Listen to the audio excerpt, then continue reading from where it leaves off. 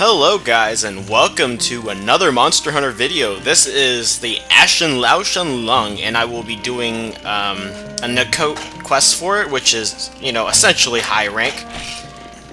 For this quest, we will be using the Diablo U set, which I've gemmed up to have Dragon Windbreaker, has Sharp Sword already, and I gemmed in Sharpening skill increase. And to start this quest off, we have a couple bombs we can use on him just to put some extra damage on him.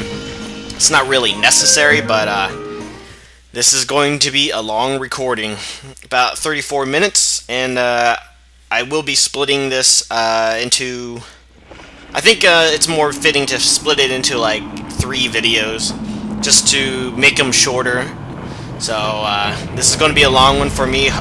Sorry if my commentary gets worse and worse as it goes on, but it's going to be a long one. So there is Ashen Lao Shan.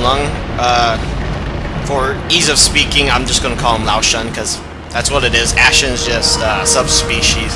Doesn't matter too much. Now,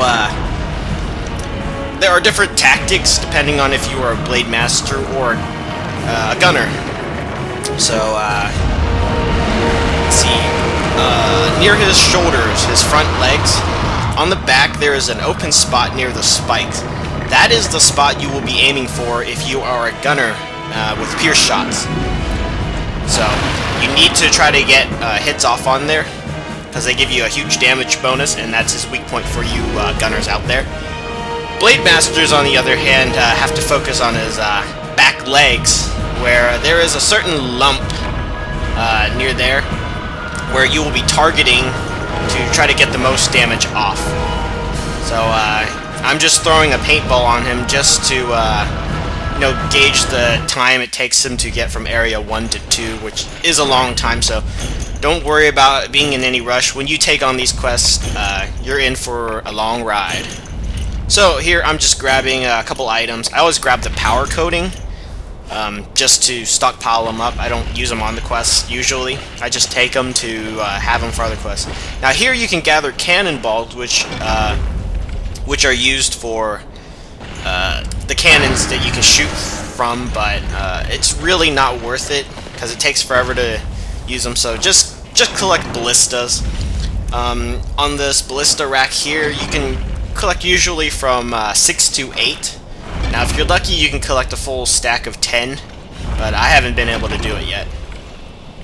And the thing is, like, you want to gather here first, and in a crouch fashion, because when you're crouched and, gathering, carving, it reduces the time, because the time it takes them to return to position, and then being able to click circle, I think. Yes, I think circle to carve again. It's going to be a while. So, anything to save time. Now, I collected up to 6 ballistas there, and I believe in the item box there are another 4 or 6 that you can grab there. So that's always nice. Now, if you have a group of 4 people, then obviously this quest is going to be much easier with everyone having 6 to 8 ballistas, which is effectively almost 20 to 30. So very, very nice. So always set your bombs here if you're wanting to use bombs when he's about to come into the area, because he always goes through that middle section between the 2 rocks, facing it, between the 3rd rock in the middle. So you can usually get it. I'm just fooling around now because it's a lengthy wait for Lao Shan to actually appear. So I will be using a hammer mainly because I'm pretty proficient with the hammer.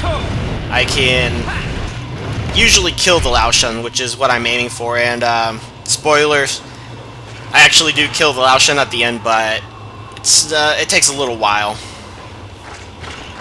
Now, Lao Shan, weaknesses. I believe he has a weakness to the dragon element and the fire element, and those are its 2 weaknesses. So, if I were to bring my gun hammer, or the regulation gun hammer, that would actually be a nice choice, but I just went straight for the raw damage. And since Juggernaut does not have any negative affinity, then, I thought it'd be the best choice. because the cone head does have some negative and not near enough sharpness compared to this hammer. So now we're just waiting for Lao Shan to lazily waltz on over. It takes him a long time. Now those barrels, you can set them off with small barrel bombs, but some people like to use paintballs and stones because they both work the same way. You just throw them near the bomb, and if it just comes near it, it will blow up in front of them. So the main reason for bombing is just to get some damage off and get the horns. So there I go, lay off my last 2 bombs. The first 2 bombs were the supply barrel bombs from the item box. So there we go. Got a nice stagger out of it already just from 4 bombs. And since I cannot reach his weak point for Blade Masters yet, might as well try to throw as much damage as you can right at his face. So as you can see, he is a very, very large creature, and he moves very slowly. So pretty much the whole goal of this quest is to lay on as much damage as possible before he reaches Area 5, where he will start attacking the fort that is in his way. And that is your quest, to protect the fort and either kill or repel this monster. Now, when I first started this game, when I first encountered this creature, I was like, oh man, it's going to be a long quest, and it sure was. I ran down the whole time and just repelled him. So as you can see, there's that lump that's sticking down a little further. You want to hit the front side of that, because otherwise you're going to hit a hard spot and bounce. So right here, this is where you're going to be aiming if you're Blade Master. Now, lancing I don't think is like the best choice for this, well, even though it could do decent, but with the hammer, all you really want to get off is, is the golf swing at the end of that triple pound. That's the only one that you should be concerned about landing on that spot, because that's a full 100% extra damage. Now, when you do stagger Lao Shan Lung under here, you have to be careful of the fact that he will be crippled for a second and flinch, and when he flinches, he humps the ground and effectively humps you out from under him. So right here I'm showing that if you do have a high-powered weapon and you have some friends together, you can actually stagger him through his feet. Now the thing is with his feet is if you keep doing this throughout all 3 areas that he's going to be walking through, you will actually run down the time, and possibly could run down the time before he even reaches Area 5. And I guess the quest would be 0 and he would be repelled either way. So me and my friends have not decided to do that, because we always want to kill him in Area 5 so we can carve him for those nice little heavenly skills that we're looking for in G rank.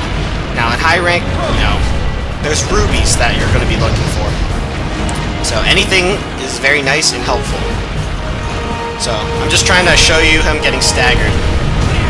So here we go. Come on. Now the thing is, you can get 1 triple pound off every time he moves, and then you have to wait for his foot to reset. Now the thing is, when he is down, you can continue to triple pound his feet, and what ends up happening is 1 or 2 times later, he will be staggered yet again and on the ground, and you can just keep doing that process over and over again. So I can, run down 5 minutes in each area.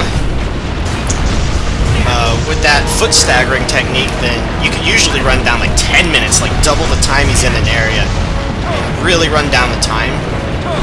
But then you won't get your cards, but you will get your rewards at the end, like always.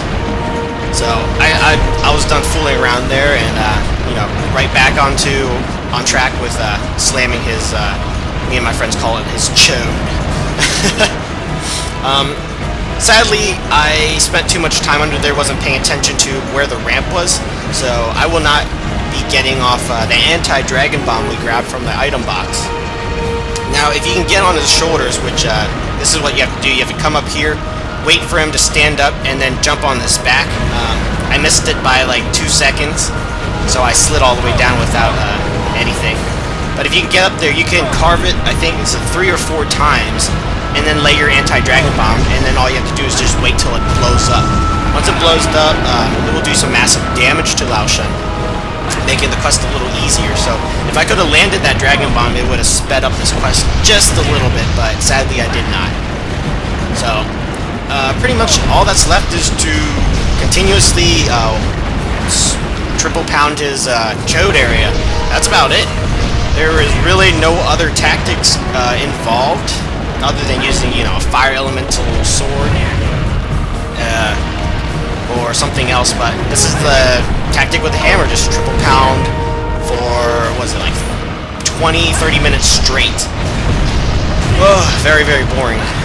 Long swords, you get like 2 hits and a back sweep, and then you gotta roll correctly, and then if you're lucky, you face toward his front and start spirit comboing. You can get some nice damage off of there. Dual swords, you know, pop a mega juice and just demon dance for 30 minutes. There you go. And sharpen when need be. When you reach like green sharpness,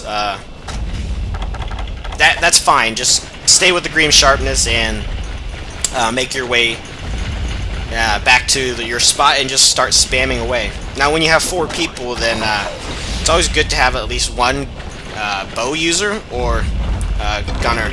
I would suggest bows, because when you're using any bow gun, you're going to have to bring along ammo, and this is an extremely long quest, so you're going to be firing massive amounts of ammo at him, so I don't think it's the smartest idea to use so many materials on him.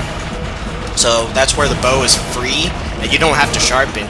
All you have to provide for it is some coatings and and some mega juice to, you know, continue to just spam away pierce shots. The higher level the pierce shot, the better it is. So right here, just wait him to go through, and I landed a cannon shot on him. Not as effective if you fired through the cannon, but it will do a little bit damage. I think it's like a small barrel bomb or something. I'm not sure. I'm just guessing, because I don't think there's any damage formula out there that shows you how much a cannon shot does when you drop it on something.